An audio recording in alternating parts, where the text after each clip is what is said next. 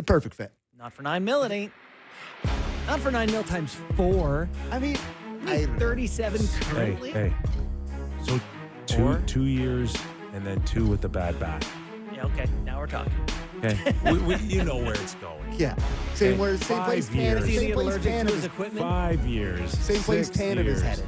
Same place that they're all headed. By the way, I don't mean to be dismissive of Marian Hossa's he had a skin, like a real skin condition that made it hard or whatever. But it is just the funniest phrasing of a reason why a guy could no longer earn his money. Allergic to your equipment. Yeah. It sounds funny. I understand. So I can tell you that though there's a strong push now for Florida to try to get all 3 of them back right now. To me, they should be prioritizing Ekblad over Marchand. Ekblad is a lot of their identity. It's the nasty guy who can skate and pass and play. I don't think Ekblad's going to be that hard, and I think he may even take a pay cut to stay. Of course he will. A cut. Why wouldn't he? A cut. I mean, it's not a cut. Money's not an issue with this guy. But it's not a cut. It is. I mean, it is. But is it? Like, he's going to take $8 million there, which is how much everywhere else? Like, it's not a cut. It's what all these guys do there. 6. 6.5. He didn't make much last year. No, he made 7.5. So he's going to take for number one overall pick. I think he might be in a position to take 6 or 6.5. I think that's the push is you want to go and try to win a 3rd cup now and be a part of something very historic, or do you want, or do you need another $5 million at the end of your career, or $6 million at the end of your career?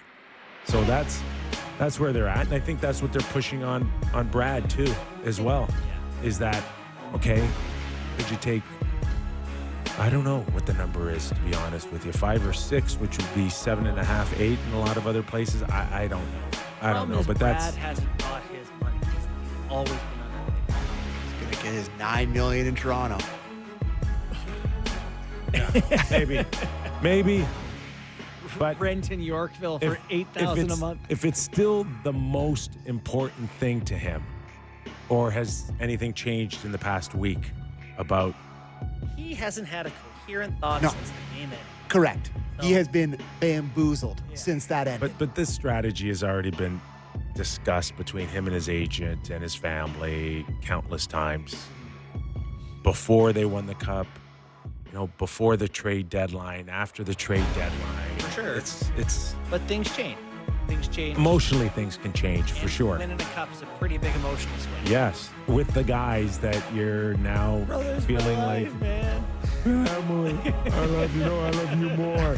No, I love you more. I'll do it for 4 mil. All right. Oh, that was the first name on the list. That got it. On to number 2. Jason Robertson. There's Nick for Jason. 2 guys now. There's 2 categories, thanks to Florida, really, the last few years, are the guys that you pay to get you in the playoffs and the guys who can help you win in the playoffs. Where is Dallas with Jason Robertson?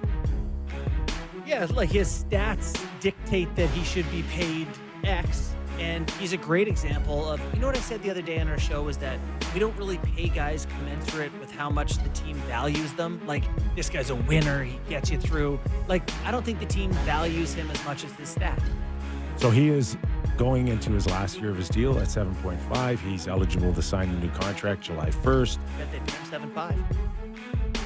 The ask could be between 11 and 12 million. That's what I mean. AAV. I'm sure they'd be happy to keep paying him that. You think that they pay him $12 million? No, I'm saying that what he's currently making. Oh, like, yes. I bet they. But okay, so tell me if you're Jim Nill now, and he's asking for a 7 or 8 year deal at 11.5. Where are you on Jason Robertson?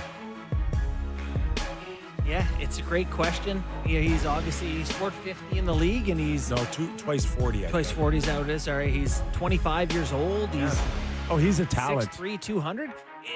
Tough to come by. Caps going up. 10.5. We have no taxes. So I've got him and Martin Nakash in the same category, right? Where they're point of game players. They're ultra talented. Guys that can help you. I'll take Robertson over Natchez for sure. Agreed. Can get you in the playoffs all day long, but can they get you through Can I to tell a Stanley Cup final? The Toronto Maple Leafs concern these days? I think they're going to be under talented. Like, I thought they had a talent deficit with Florida in that series. I think losing Marner is a massive blow to the talent level, and there's this big push to get more like Florida, heavier, more Carlo, more McCabe, more Tanev. You know, what about hockey? Who's going to go make the plays? Like in games where you need one, you got to start looking for a couple guys who can get you one. Yeah. I'm concerned about the talent level of the team in the absence of Marner. So some of these names appeal. You got guys that are question marks, Natchez, Robertson, Elias Pettersson. You don't know what you're going to get some night. Boy, you need talent. Gotta have talent. And it's short around the league. Like the players that you're talking about. 32 teams, it's getting harder to find them. Very much so. I mean, this conversation is quite funny. Given Marner league? Yeah. He's got to go.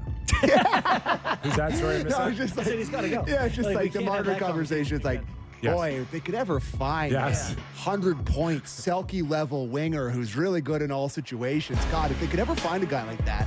But there's Homegrown. but there's certain markets that like, are so emotional based on lack of playoffs. It's like get rid of them, and it's like hold on for a second.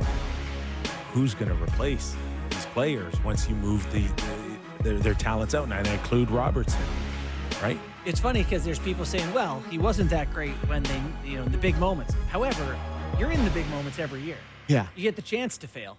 Yeah, it's true. Like I am concerned about getting back to the level where you have the chance to be tested. They're definitely going to be different. Lilies, that's for sure. Yeah. So another for our Vancouver audience, Patterson. Yeah. There has to be an offer there that they are so comfortable with, and they need a top centerman back. Isn't Marner a lesson for them a little bit, like where they didn't move him before his no trade kicked in, and then we're going, crap, now he holds all the cards? Like, they're kind of stuck. Well, but they're stuck to what, though? Yeah, forever. Okay, but forever might be good if he becomes a 100-point guy that he's supposed to be. Oh, forever's not Right? that long. So But if he's you're not. happy. You didn't get stuck with Marner. You ran out of years. He's leaving. You don't want him to leave. Like Right, but they you would lost welcome. control of the situation where at least now, if you think Pettersson's not going to become a 100-point guy, if you gosh. think he's a 75-point guy, Wow. Then you know what? do you think Tocchet was Then- just flat wrong about him? Well, Probably not. how about the ownership and Jimmy Rutherford and the rest of them who gave him that contract? You were supposed to have made that decision already when you offered him the massive contract.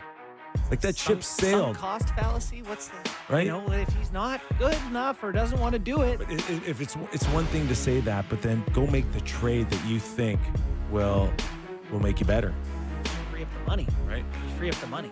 Oh gosh. He has a no move clause, but like July yeah, 1st. July 1st? Yes. Oh. Yes. But I mean, I don't think he doesn't strike me as the type of guy that would be devastated to have to leave Vancouver. Like, I think he's the type of guy you could sell on being I traded somewhere. never saw him signing. Neither this did deal. I. I was stunned when he did it. I but- was- People there very telling me surprised. they felt like he got pressured into doing it.